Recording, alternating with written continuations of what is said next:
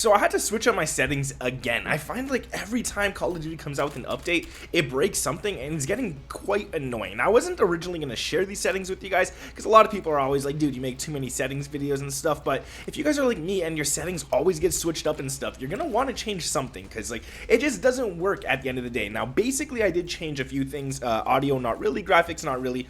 But in the controller and quick settings, I'll get into those quickly. So quick settings basically just shows you everything that I use the most, everything I change the most, and all that kind of stuff. But if we go into the controller settings, I kind of reverted back because about a month ago I switched up a lot of these, and then I realized after the most recent update that they're just not working as intended, and I'll get more into that in a second here. So first off, I just want to say, sensitivity wise, I'm not going to tell you guys what to do. All right, I still cannot figure out a perfect sensitivity for myself. I'm playing at 2.10. It is what it is. It might not be the best, it might be the best, but it's good for me. That's basically it. If you guys are lazy or don't have time to unlock all the camos in Black Ops 6, check out MMOEXP. They'll do it for you. They'll get it all done, and they even have double XP tokens and double weapon XP tokens for you guys to get. Check out the link down in the description below. And then my button layout, I play on custom. I jump with R3 and I run, or I don't run. I dive or I slide with L3, which means that I have to, just because L3 and R3 are being used, I have to go ahead and put on tactical sprint assist. Otherwise, I'm gonna have to press circle to sprint on my PS5 controller, and it's just not worth it. So I'd rather just move up on my left joystick and it automatically sprints for me. Now, I turned off corner slice. It's more like it kind of works against you. You think you're hidden behind a wall and stuff, but you're actually not. Your body's showing to the whole entire enemy, so turn that off as well if you guys have it on. But we'll get into some of these in a second. I want to talk about a few things here, and some of them that seem pretty important to me. So obviously swap. If you guys have the option to do it, swap L1 R1 with L2 R2.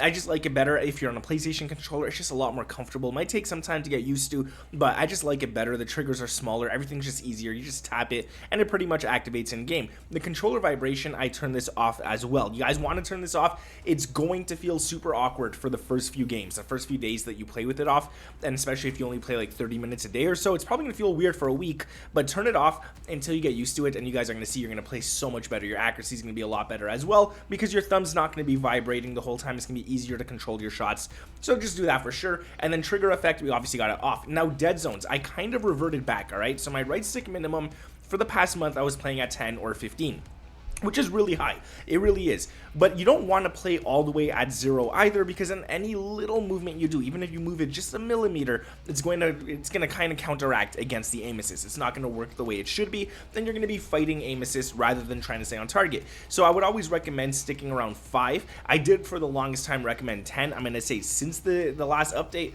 10 doesn't feel right at all. 5 is where it's at, and that's what I'm going to be sticking to, so I like that right there. And then left stick minimum, I have to keep it at 5 because of stick drift, so I'm going to do that. And left stick max, I'm going to do probably 25, to be quite honest with you guys. And that's because I'm playing with tactical sprint assist and all that kind of stuff. It just feels a lot better to put it down this low. Now, if you're not playing with all that kind of stuff and you want this to be higher, by all means, put it up to like 70, 80 or whatever. I just like it nice at 25 for me. Everything reacts fast. Everything's quick. I sprint almost instantly when I push up on that joystick, and it just works out nice for me. And then right stick max, you could put it to 99 or 100. I don't think there's an actual difference between these two. I think the highest value is 99 anyways, I should say. And then they have 100 just because it looks nicer for us, for the players. But I'm pretty sure 99 is the max you can get to anyways. And then left trigger and right trigger, I don't know why the default is 13, so if you have this set to 13, put it all the way back down to 0. All right, you do not want this up at all. You do, every time that you have a trigger delay or anything like that, when you press your trigger, you're gonna have to push it down more than you need to in order to actually activate it. So turn that down and make it instant. All right, so 0 is instant basically. And then in aiming settings, I kind of went back to a few things. So my sensitivity multiplier here, this is air vehicle sensitivity multiplier at 0.60 and tablet sensitivity multiplier at 0.45.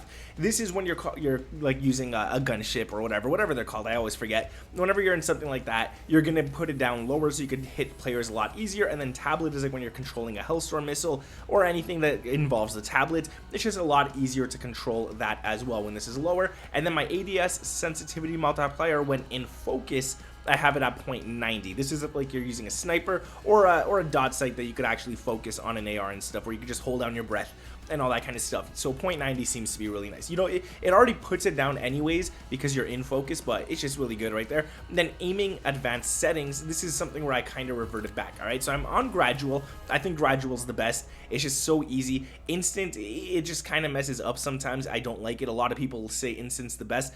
Guys, if you're playing instant but you're not centering your shots, if you're not centering before you actually ADS, instant is not the one you want to play on. Gradual is definitely the one you want to play on, or after zoom.